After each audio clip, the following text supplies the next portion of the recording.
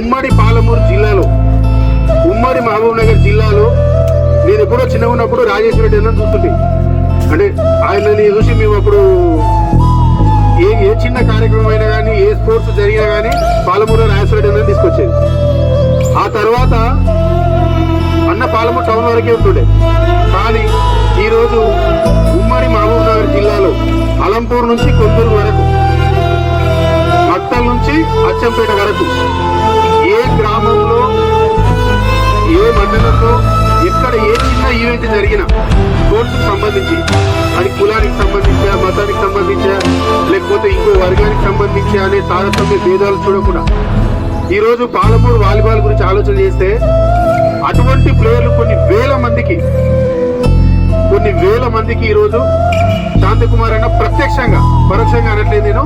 ప్రత్యక్షంగా అన్న సహాయం తీసుకున్నటువంటి వ్యక్తులే ఉంటారు.